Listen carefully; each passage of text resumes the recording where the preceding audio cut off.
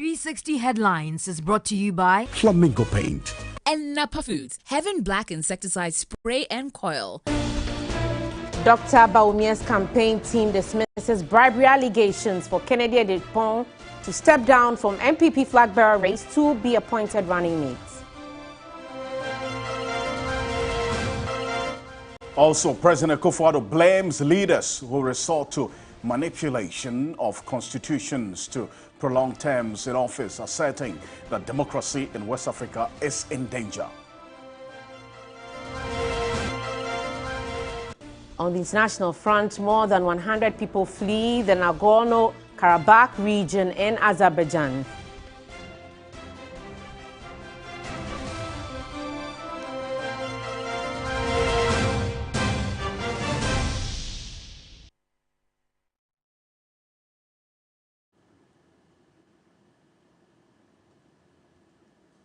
There's more coming up with the latest in sports and entertainment over the next 60 minutes. Let's get into the details. Remember, we're live on TV3 Ghana on Facebook, DSTV channel 279 all across the world on 3news.com. Kennedy Agyapong is using walks to campaign for the NPP flag bearership, attracting large crowds in Kumasi. On Saturday morning, he used the opportunity to express his dissatisfaction with his party's leadership and support for Alan Kyerematen, who is closely associated with him on various issues. Evan Sinkum has come through with this report. Mammoth.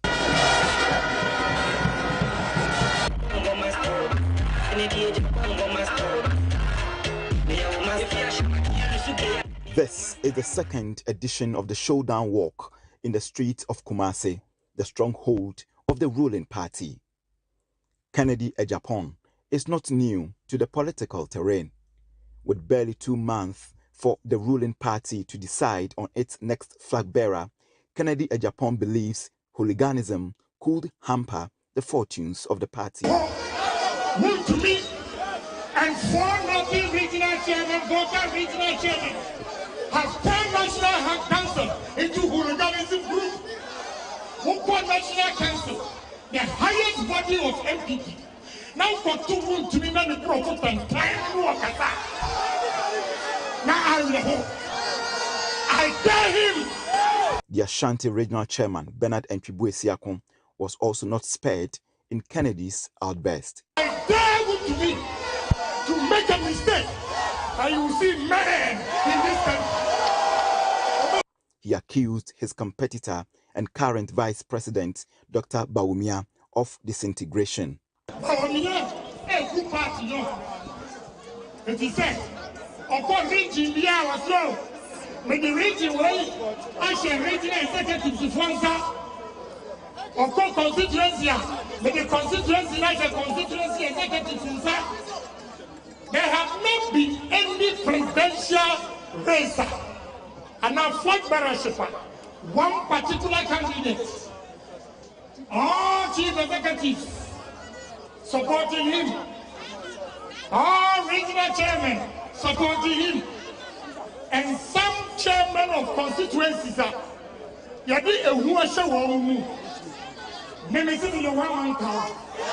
with over 200,000 delegates waiting in November 4 to decide the next direction of the party, the Ascent Central lawmaker is targeting polling station executives as well as electoral area coordinators who constitute a chunk of the NPP Electoral College.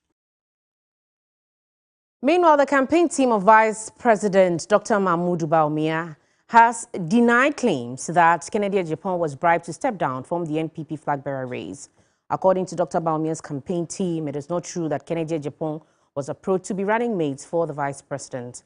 Kennedy Agyapong, during a campaign address in Kumasi, accused Dr. Bawumia of engaging in acts that have the potential of collapsing the New Patriotic Party.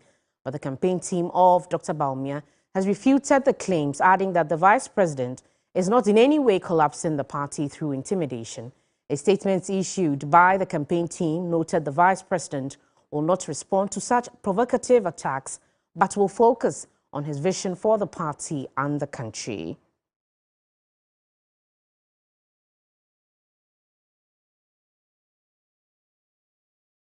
Our Ashanti Regional Bureau Chief William Evans Inkum was in Kumasi earlier today and has joined us on Zoom. Evans, thank you for joining us. Now, tell us what exactly was said earlier today when Ken mounted that stage.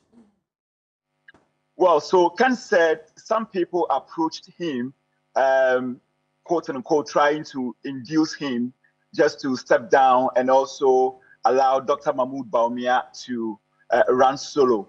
He did not specifically mention that those people who approached him were coming from the camp of Dr. Mahmoud Bawumia.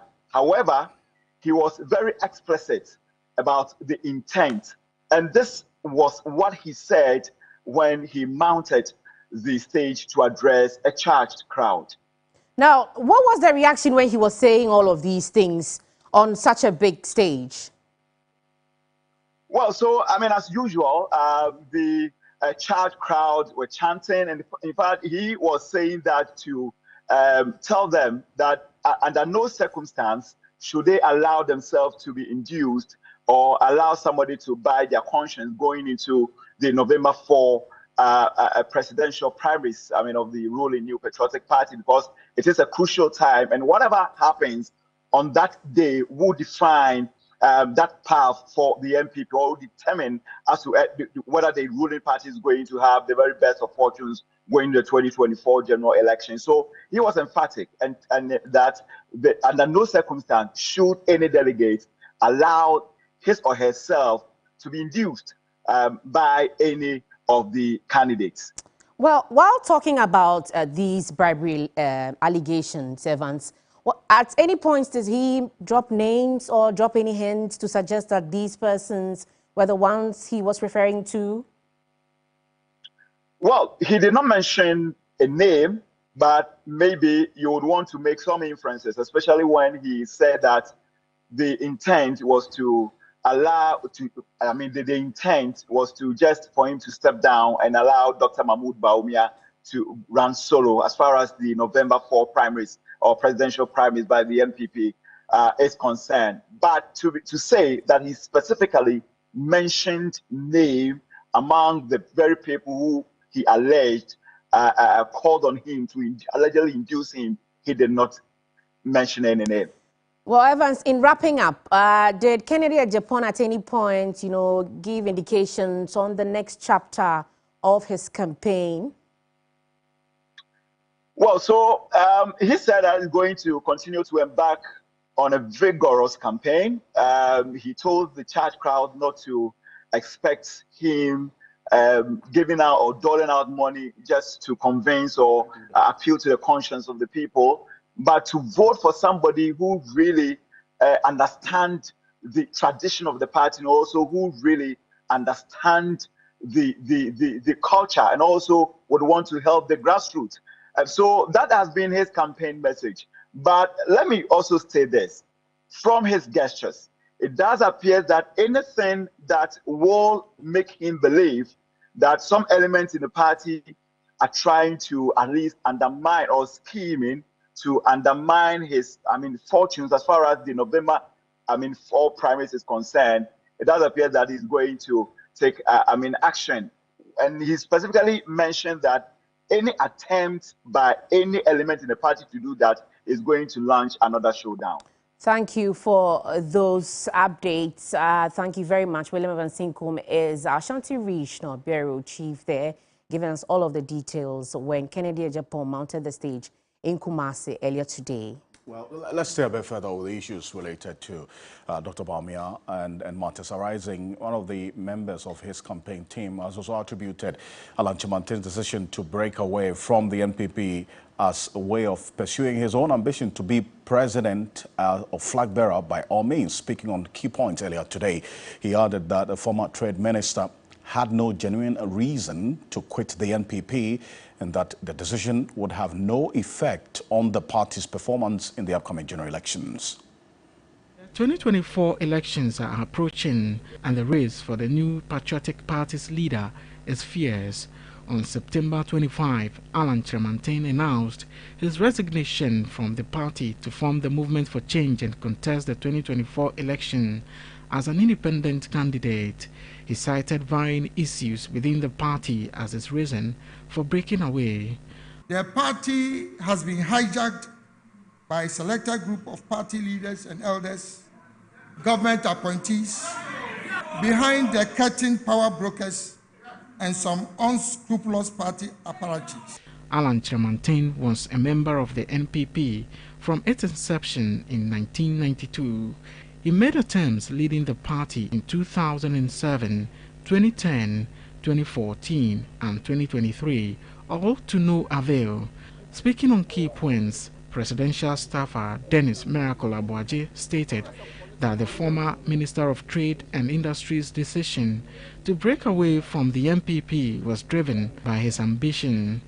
He argued that Alan Kyerematen had no genuine reason to quit the NPP and that the decision would have no effect on the party's performance in next year's general elections. If the man had won August 26, or he had even placed a decent second, do you think he would have been here? We don't run the democracy based on individual aspirations.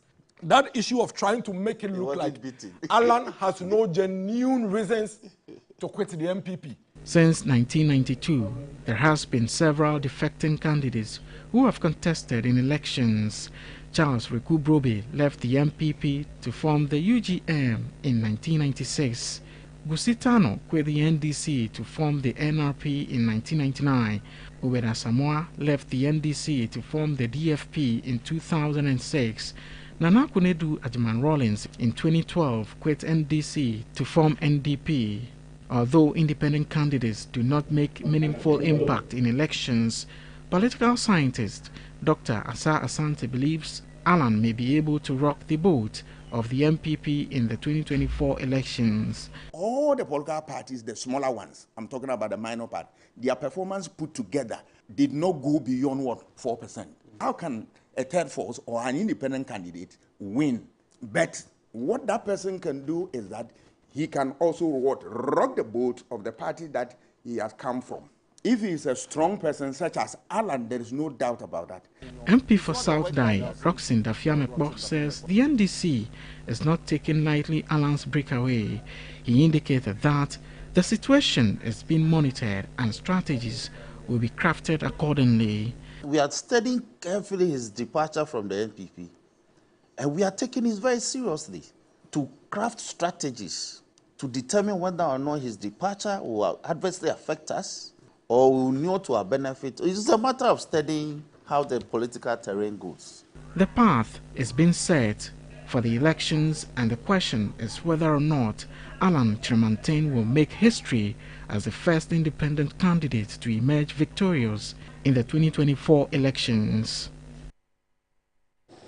On September 25, Alan Kyerematen announced his resignation from the New Patriotic Party to form the Movement for Change. His choice of a monarch butterfly as his political symbol has gained attention on social media. My colleague Evelyn Tingma explores the significance of the butterfly and its reflection on the presidential aspirant's persona. The umbrella, the elephant, the cockerel, the coconut tree, among others, may soon be welcoming a new member to their fold. The choosing of symbols for political parties are done consciously. The latest symbol in the political space is a monarch butterfly by Alan Kyerematen for his Movement for Change.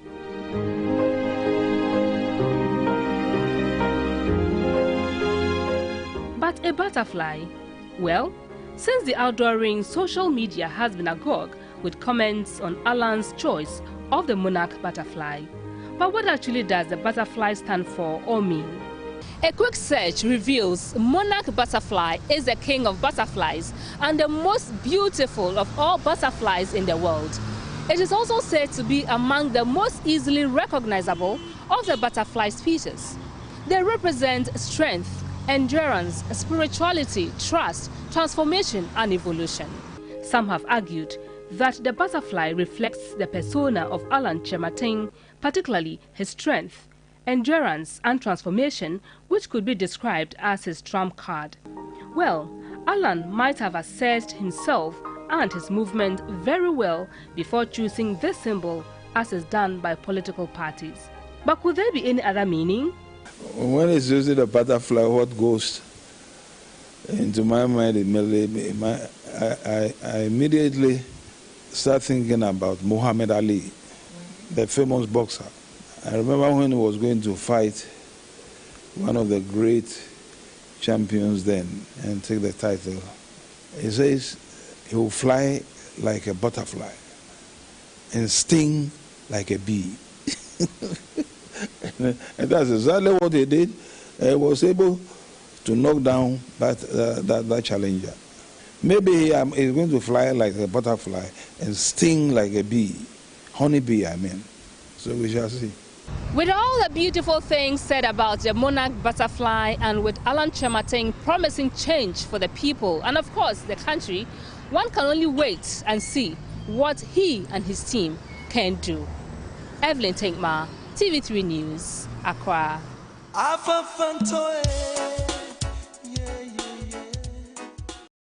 A beautiful piece there, and I'm sure that that song is going to be one that Alan Kyerematen will consider for his campaign. But anyway, President Akufo-Addo says democracy in West Africa is in danger. Addressing the West African Parliament, he blamed leaders who resort to the manipulation of the constitutions of their countries to prolong their terms in office. We are at the moment witnessing a significant decline in our democratic credentials. This observation is bitter and implacable.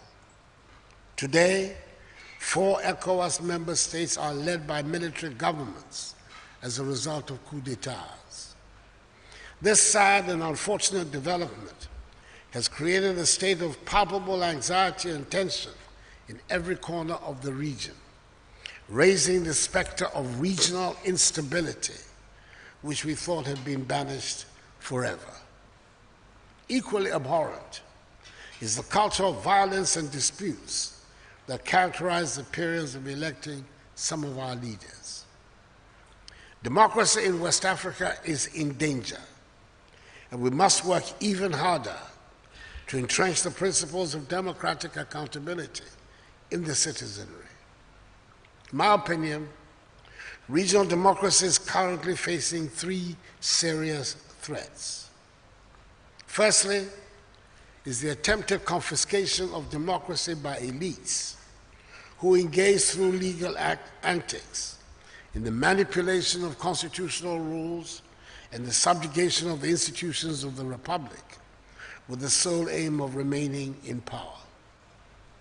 Secondly, is the emerging remilitarization of governance with the return once again of the military onto the political scene, who have neither consulted nor received any mandate from the people on whose behalf they purport to act. Lastly, is the wanton desire to destroy democracy by terrorist groups and armed criminal gangs who seek to establish zones of lawlessness in the absence of freedom in our region. I want to reaffirm that in the contemporary world, the only legitimacy for any leader is through a mandate that is freely given by the people in a fair, peaceful, and transparent election. This is the most tangible and objective way to know and recognize the common will, which is the will of the people, because our region will only experience genuine stability if our powers are imbued with both legality and legitimacy.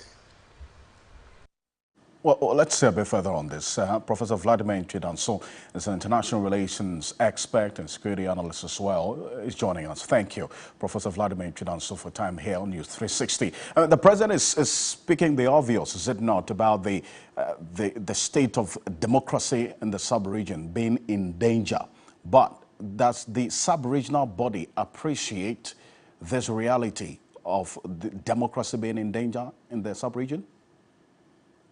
Well, thank you for having me. I think he's saying the obvious, and that is very, very important that he's saying it. The only unfortunate situation is the time that he's saying this.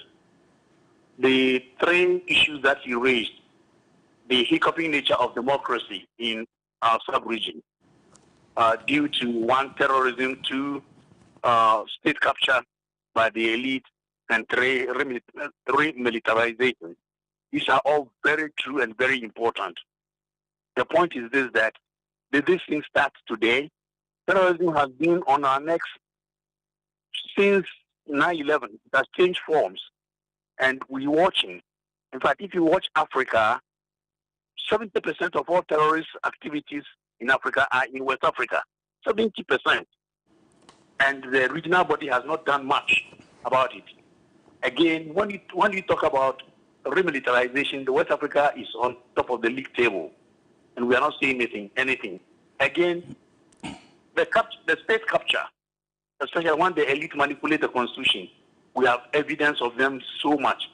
So I'm surprised that this is the time we're talking about this. We needed to have engaged this very seriously when they started occurring. There are many more candidates for coups in Africa, many more candidates. Cote d'Ivoire is a candidate, Cameroon is a candidate, Chad, Senegal is a candidate, and we are watching. We're not talking to each other. We're not using the regional bodies to be able to stem the tide. But when the things happen, that's when the coups happen, then we begin to regret, and we don't even have the wherewithal to stop them. You know, that's my fear. The point is that he's saying the obvious, but this is not the time to say it, and this is not the way to. In fact, it lies in the bosom of the regional bodies and of himself. I mean, he still has about a year to go. Let me challenge him to take it as a mantle, to take it on his, whatever it is, as a crusade against all that he has mentioned. Within the next year, we'll all support it. Great. And you talk about timing, you see, and then one of the three reasons that President Akufo-Addo outlined there, the attempted confiscation of democracy by elites and the manipulation of the constitutional rule for them to extend their tenure in office. Some of these presidents or leaders of these countries on the continent, and in fact the sub-region, who have manipulated their constitutions and extended their rule, are part of the ECOWAS body that is trying to also mediate in other countries where there are coups. So this hypocrisy, what has to be done to address it? That's what I was alluding to, that the timing. Is it not ridiculous, like you are saying, that when we wanted to talk to the Tutsi, the junta in Mali, it was Ouattara we sent. You know, it's ridiculous. What kind of moral or authority does Ouattara have to go and tell somebody that you have usurped the constitution? Secondly, what would the military say? What have they done? What wrong have they done? It's the same manipulation of the constitution. So you and I know that if we are worshipping this, when the elite do that, then the military can come in. And watch out, what is happening today in our part of the world or throughout Africa? It's not the old conspiratorial coups that are supported by the Cold War patrons. There is no Cold War anymore in that vein that we had it in the 70s, 60s, and 70s. What we are having now are systemic coups that are bloodless, coups that are staged mostly by very senior officers, especially the generals themselves. So we must know that, and the ballot does not stop the bullet. The fact that you line people up for the ballot and it is a constitutional manipulation does not stop the bullet from coming. So the bullets will continue coming if we don't stop the elite from manipulating the constitution. Professor Vladimir Njujanto, thank you so much for your thoughts on this. Appreciate it. You're very welcome. Aisha. Now, the opposition National Democratic Congress has challenged the Electoral Commission to back its claims that political parties are encouraging minors and foreigners to register with evidence. The party's General Secretary Fifi Kwete threw the challenge when he visited some registration centers in parts of the Eastern region. For the Commission, its insistence on the use of the Ghana card as a sole document for identification is the way to go. The Electoral Commission at a news conference on Thursday accused political parties of contributing to the resignation of minors and foreigners in the ongoing limited voter registration, calling on political parties to desist from the act. We would like to use this opportunity to entreat parents to dissuade their wards who are less than 18 years old to to be coerced by anyone to assume a new age and register as a voter because they may find themselves on the wrong side of the law. Political party officials and members of political parties are also entreated to stop the practice of persuading people who are unqualified and ineligible, such as minors, from taking part in the registration exercise. This, coupled with the guarantor system, which according to the Commission has outlived its usefulness, are affecting the smooth running of the exercise. The Electoral Commission believes that the guarantor system has outlived its usefulness, and we are convinced that the time is right for a system that every registrant is identified on his or her own merit, rather than another person vouching for the age and nationality of that person. Because the guarantor system has outlived its usefulness, the challenge system is also a problem. General Secretary of the NDC, Fifi Kwete, after visiting some registration centers in the Eastern region, urged the Electoral Commission to back their claim with evidence. It's not enough to simply throw accusations. These accusations have to be properly backed. There must be evidence provided to be able to back those accusations. And also, if you watch again, the process often there is room to be able to detect where there are issues in order for resolutions to be found. He wants the Commission to extend the date for registrants in hard-to-reach areas. It's pretty obvious that between now and Monday, it's not likely they'll be able to finish. So clearly, there's some amount of opportunity has been given in some of the areas for mopping up. Some other areas as well, you could see that they've virtually been able to exhaust. So for some of those areas, so it has to be different solutions for different constituencies based on the nature of the pressure that is in those places. The exercise is expected to end on Monday, October 2. Well, and on key points earlier today, panelists expressed divergent views on the Electoral Commission's assertion that the guarantor system is solely responsible for the perceived minor registration issues in the ongoing limited voter registration exercise. The biggest problem now is that we need to conclude on our national identification project so that we don't have to go through all these guarantor system. But when we are making the case, we make it look as if using a national ID card is a problem. But it is not a problem. The problem is that genuinely a lot more people who need a national identification card to be able to register don't have it. So I think that's where we should concentrate on and really hammer down so that people would have access to the card and be able to register. Because I saw the video from Busa South and it's sad. Somebody comes and the person says, well, that is my child. I say he's 11, he's 18, but the child looks like 11. I support the call for extension of the registration. And also, it's not yet too late for the EC to expand to the electoral areas. That topic, we've not forgotten it all. EC is saying they will do it next year. I don't think next year is good enough. I understand the targeted registration of 52% of the eligible voters. How do you come out and say, out of the 1.2, I want to register only 52%? No, it's not on. I mean, come on. So it's not yet late. The EC should look at it. We know that the rules do not permit us to do certain things. We go, and then how on earth would you go to the place to register a child who is a minor? All right, somebody who is a minor. It's not the best. So the conversation should go on with that socialization concept. Okay. We inculcate in people that, look, there's no point. Because if you do, in this age of technology, and the child's name is captured in there, and then they prevent the child from doing certain things, it creates a problem. You want to reject your guarantor system, but you want to rely on the guarantor system employed by the National Identification Authority to issue its ID cards. So what exactly are you saying? In some constituencies, including mine, first they have to ride on the voter lake, cross rivers, take a vehicle to the district capital. So if you do this, and parents are even hesitant in releasing their children to you to take to the district capital and bring back safely because of the hazards of travel.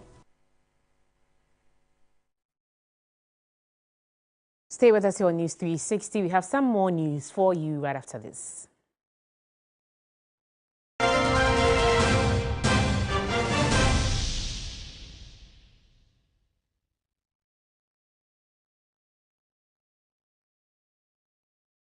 We're going to demonstrate to you the superior properties of Flamingo paint. As compared to other paint brands on the market, we take equal quantities of Flamingo paint and this ordinary paint. We then dilute them with water. And now, let the test begin. The gentleman on the left is going to apply the ordinary paint, and the gentleman on my right will use the Flamingo Superior paint. As you can clearly see, Flamingo has the obvious better hiding. Furthermore, Flamingo has painted a much larger area. You know, one bucket of Flamingo paint is equal to several buckets of any other paint brand on the market. Flamingo paint is made with superior formulation to give superior durability, superior hiding, superior coverage. Flamingo paint, simply superior.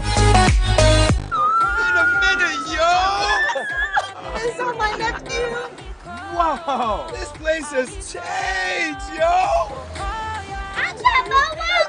Yo, Ajwa, look at you all grown up, yo! Some things never change, like Gino's quality recipe that gives my food that rich color, unique natural taste every time. Smells good, yo!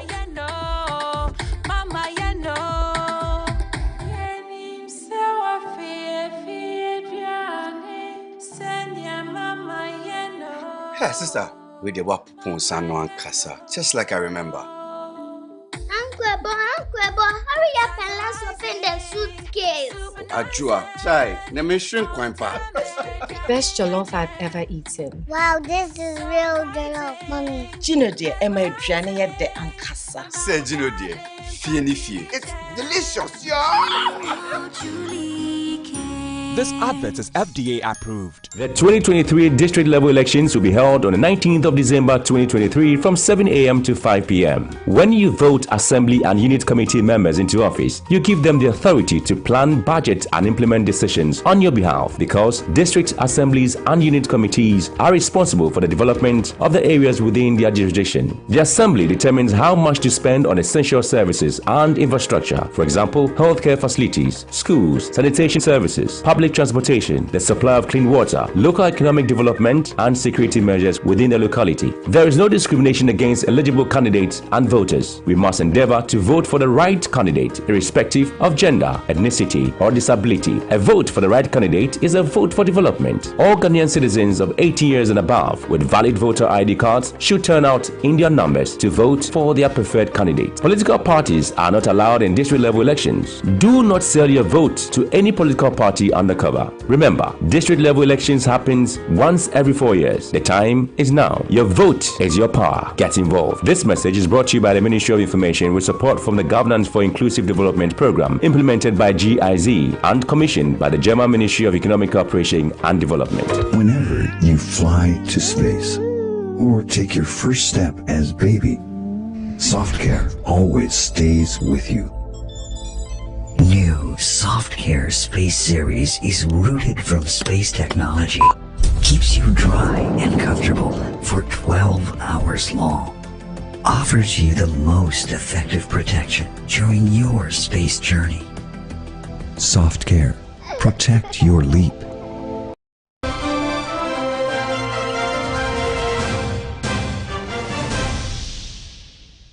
Welcome back. Let's now focus on some health stories. There was public outrage after the Korle Bu Teaching Hospital's renal unit announced more than 100% increase in dialysis costs, causing frustration among patients and families. The situation raised questions about healthcare system accountability and led to calls for the resignation of the Chief Executive Officer. Now, my colleague, Noble Crosby, has been following the issues and reports. A notice displayed by the renal unit of the Korle Bu Teaching Hospital ignited public outrage and widespread outcry. The cause, a shocking announcement that the cost of dialysis had surged by over 100%.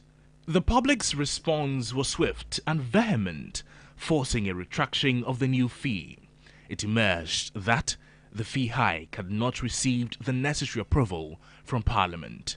Chief Executive Officer of the Korle Bu Teaching Hospital, Dr. Pokuwari Ampoma, in the defense of the hospital, indicated that the notice had been released prematurely, adding that it had not been endorsed by the hospital's central management. In this case, what happened was that the proposal was on its way to Central Management, but had not even got to Central Management when there was a jumping of the gun and somebody put up a notice prematurely.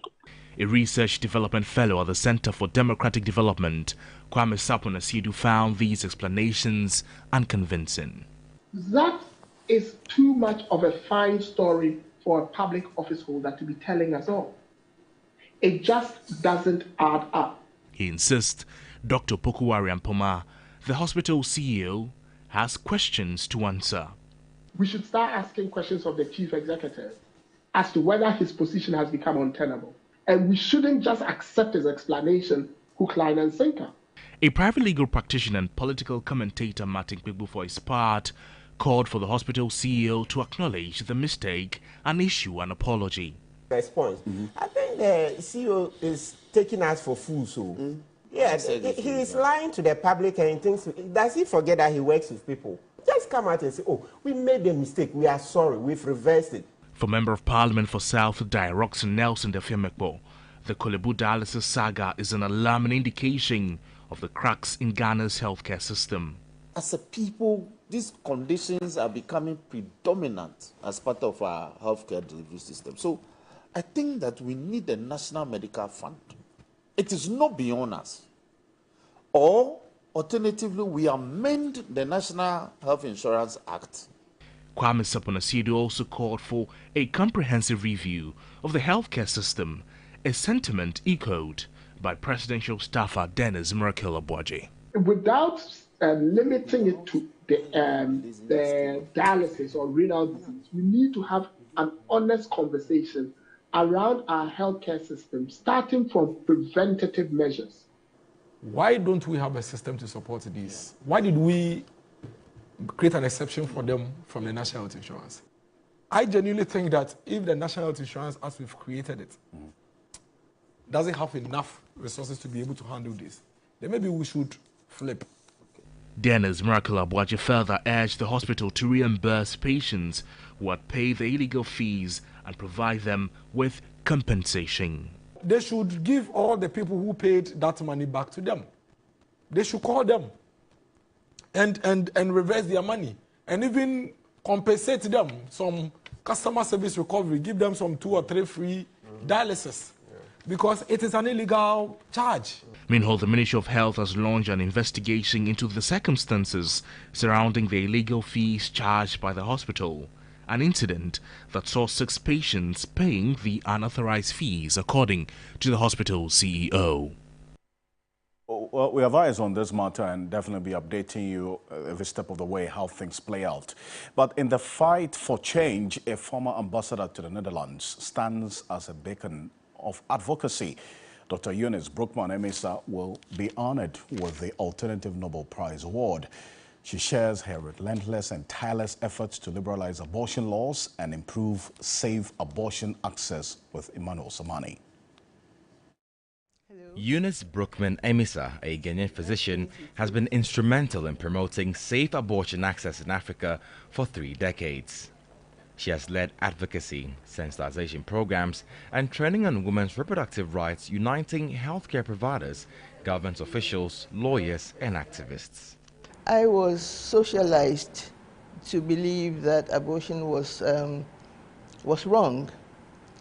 And I think that emanates from the fact that abortion was criminalized. Abortion is the only medical condition that is in the criminal code and punishable, as an offense. And so that, tends to, influence your thoughts and your beliefs and so on about this. As a young doctor, she initially held anti-abortion views until the loss of a pediatric patient to an unsafe abortion. I had a patient who I had looked after since she was 10 years old. At age 14, she walked into my surgery and said the man in their house had asked her to come for an abortion. I said, we don't do that in this clinic. Monday, we didn't see her. Tuesday, we didn't see her. On Wednesday, there was a lot of commotion, and I was told by my nurses that was Amina, we'll call her Amina, that they're going to bury her. She'd been taken to a quack because she really didn't know what was happening with her over the weekend, and they had messed her up, but on a botched abortion. And unfortunately, she died. I asked myself, what was my contribution to her death and why that was so. She says despite a decrease in unsafe abortion-related deaths, more efforts are needed for women's reproductive health. Even though there's been so much that's been achieved, a lot more needs to be done. Women are still dying, and these deaths are all unnecessary. Women have a right to health care. We have the knowledge, we have the instruments, we have the, everything that, to stop women from dying. And therefore, more work needs to be done to get women to be able to get the services that will prevent them from dying. And we need to increase access to contraception or family planning, as some call it, because unsafe abortions arise out of unwanted pregnancies. The pioneer in sexual and reproductive health and rights has constantly been advocating for life-saving measures, women's empowerment, and a future where reproductive rights are not just a legal right, but a lived reality in her region. Emmanuel Samani, TV3 News, Accra.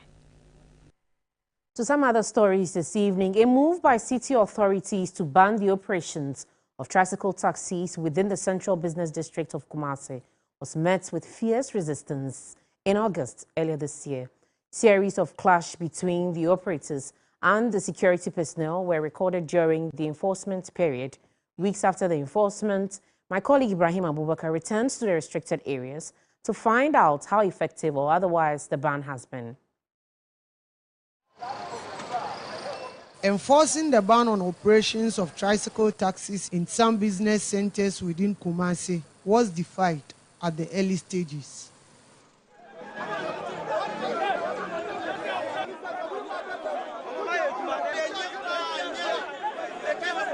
Twelve of the protesters were arrested, processed for court, and remanded for attacking the police and unlawful destruction of properties.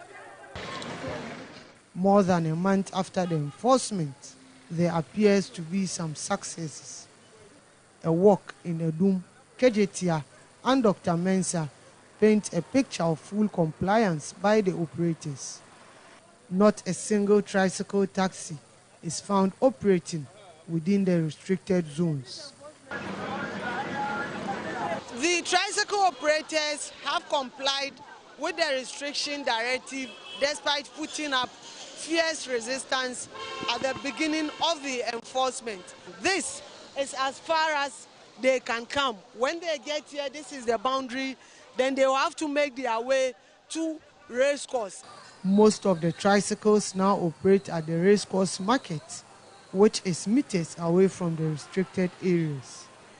If you get to that place, you will get a lot of work because that's the main market. This place, a lot of us are here and we are packed.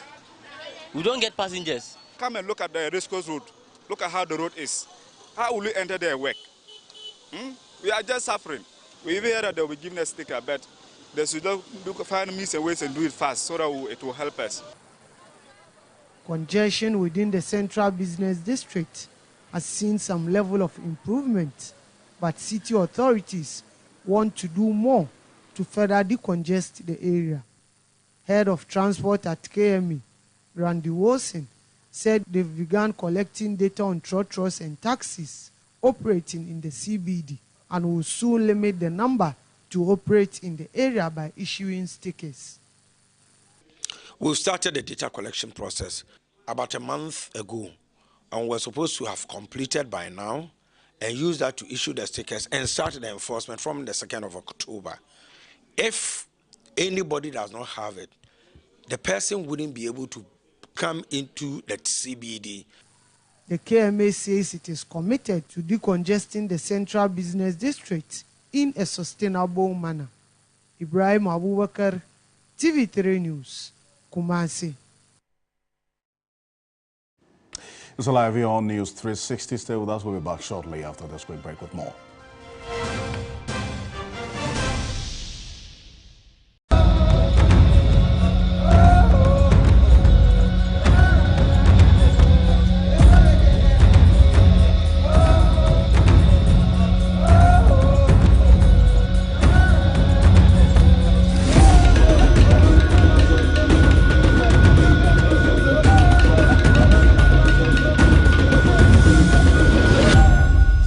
Make life beautiful. Embrace it with the all-new Ahwofe from GTP. Lifestyle.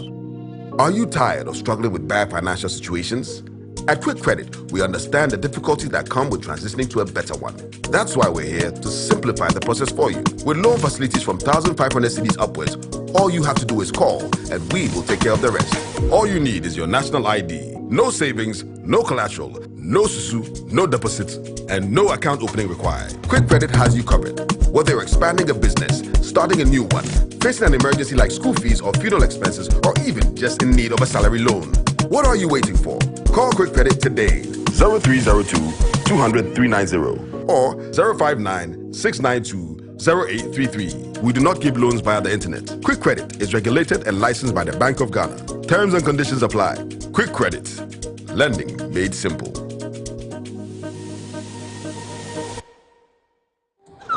a minute, yo! Is that my nephew? Wow! This place has changed, yo! Yo! Ajwa, look at you all grown up, yo! Some things never change, like Gino's quality recipe that gives my food that rich color, unique natural taste every time. Smells good, yo!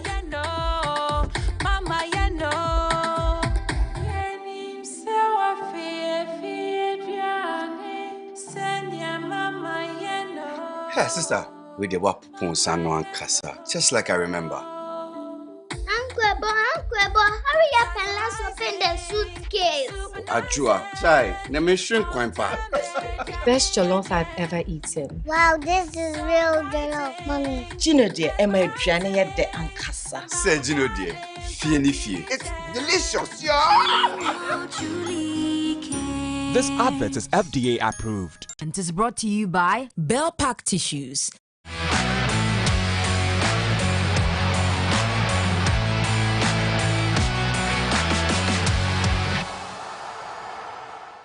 It's time for sports here on News 360. I am Aniela Alute. We start off with game week 3 of the Ghana Premier League. A newly promoted side, Bafakwa Tano, continued their remarkable start to the season by securing a 1-0 victory against Accra Hearts of Oak at the Sunyani Coronation Park. Let's take a look at the highlights. He's got space, trying to find Saka Dauda. Here is Saka Dauda, and it's the opening goal for Tano Bafakwa. They broke in the deadlock. And who else but the captain, Saka Dauda? Just a minute after half-time, and it was all orchestrated by Mwankurina. Sends the ball onto the path of the captain. Now Bill Junior unable to track him down. It was Agbesima, but goalkeeper Richard Attack completely beaten.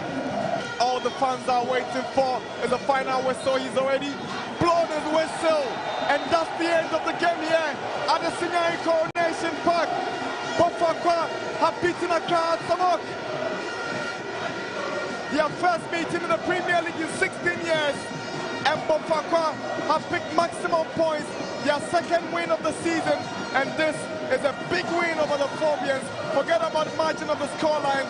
But excitement galore. They are on cloud 9. A victory to remember on the last day of September. Bafakwa Tano beat Hearts of Oak at the Coronation Park. Captain Marvel. Proceeding to the CAF Champions League, Midiama have qualified for the group stages after defeating Horoya 4-3 over 2 legs. They become the first Ghana Premier League side to reach the group stages since Brekum Chelsea in 2012. In the CAF Confederations Cup, however, Dreams FC become the first Ghana Premier League side since Asante Kotoko in 2019 to make the group stages. They beat Milo FC 3-2 over 2 legs. Division 1 League Board member Sheikh Tofik explains what the qualifications mean for Ghana football. In the Last few years, we've not gotten Ghanaian clubs to qualify to the group stage of the CAF Champions League and the CAF Confederation Cup. But to have these two clubs, making it to the CAF Champions League and the Confederation Cup group stage is a big statement. If you consider the fact that, clubs like Kadiogo, clubs like AS Bamako, clubs like BYC, Barak Young Controllers, Kara Brazzaville, and all these small clubs who have little or no history in African football would deny clubs like Asante Kotoko and Hearts of Oak qualification to the group stage of the CAF Champions League or the Confederation Cup. And the fact that Dreams FC and Mediama FC have been able to make it, this time around, then of course these two clubs deserve a lot of plaudits. Again, it is historic for Dreams FC because they are making it for the first time. This is the first time that Dreams FC are participating in the CAF Confederation Cup, and at their first attempt, they've been able to, secure qualification to the group stage of the competition, and that is a very big statement, very big statement. It's a very big statement, and it's a big statement of positivity for Ghana football. Heading over to the English Premier League, Arsenal maintained the unbeaten start in his scoring account for the North London club. Meanwhile, Manchester United slumped to their 4th defeat of the season as Crystal Palace walked away with a 1-0 win at Old Trafford. Elsewhere, Wolves ended Manchester City's perfect start with a shock 2-1 home win.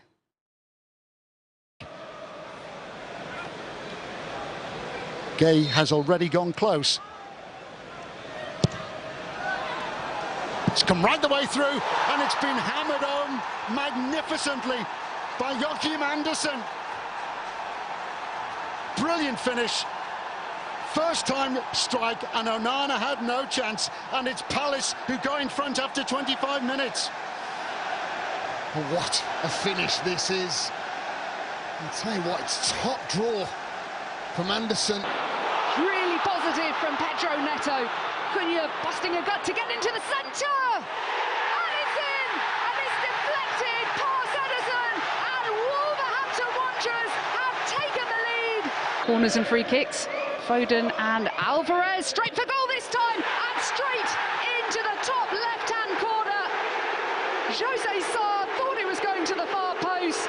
And it's gone straight in. Facing him, Semedo's ball in, deflected. Akanji there again. And a chance for the strike, brilliantly denied, and he's there! Wang has scored, and Wolverhampton Wanderers have retaken the lead. Lovely balance. Beautifully played by Nketiah to Saka. Odegaard. Jesus trying to keep that in play, off the bar, Saka, goal! There's the breakthrough for the Gunners against Neto. Can he make it 2-0? With the minimum of fuss for the Gunners here. No problem. Kai Havertz, and now line here, Odegaard helped on and in. There it is from Ben White. Bournemouth 0, Arsenal 4. It's a comprehensive thrashing by the Gunners. They have been in a different... That will be all for sports here on News 360. I am Aniela Alote. Up next is entertainment news. Entertainment news segment is brought to you by Awake Purified Drinking Water, GTP, Lifestyled, Vodafone, Further Together, and powered by 3 Entertainment.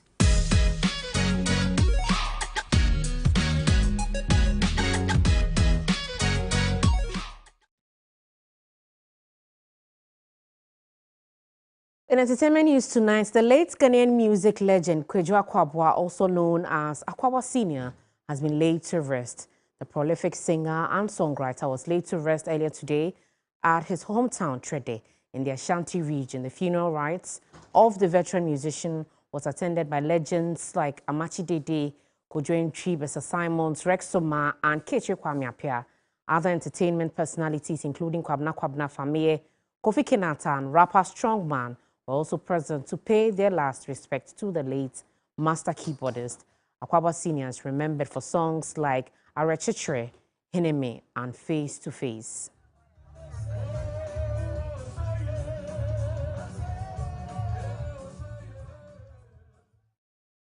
May his soul rests in peace. And now artist manager and showbiz critic Lawrence Nanesiama Hansen, popularly known as Bulldog, has expressed disappointment in the ruling government for not fulfilling its promises to the creative arts sector. Spokesperson for the government on creative arts, Sokri Tafo, however, disagrees.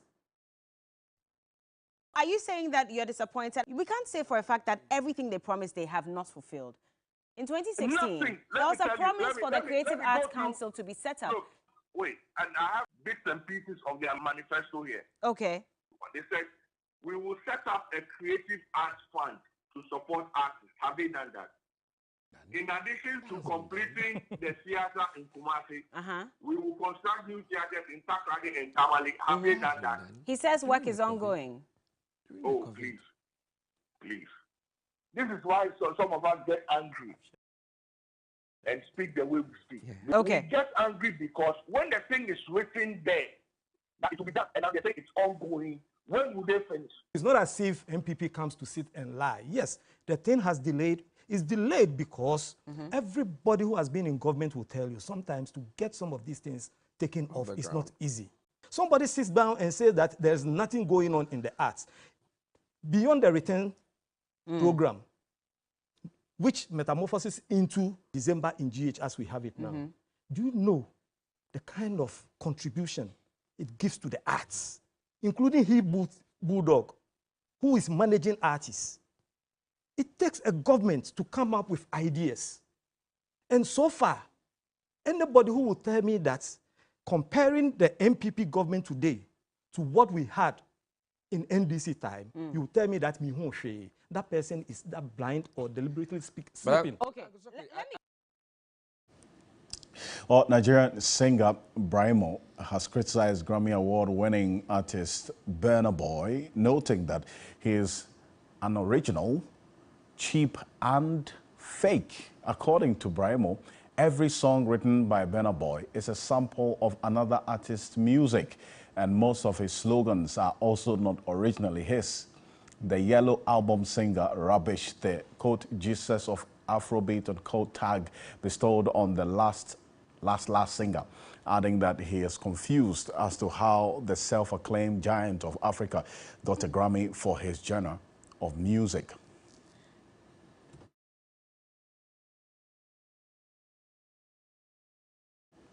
International news next. More than 100,000 people have fled the Nagorno-Karabakh region in Azerbaijan. It means that almost the entire population of the ethnic Armenian enclave has left since Azerbaijan seized the region last week. Azerbaijan has said it wants to reintegrate the area and treat its residents as equals, but an Armenian spokesman said this was just a lie. Nagorno-Karabakh, recognized as part of Azerbaijan, had been run by ethnic Armenians for 3 decades. The mountainous region in the South Caucasus has been supported by Armenia, but also by its ally Russia. At least 200 ethnic Armenians and dozens of Azerbaijani soldiers were killed as Azerbaijan's army swept in as part of a ceasefire deal. Separatists have agreed to surrender their weapons.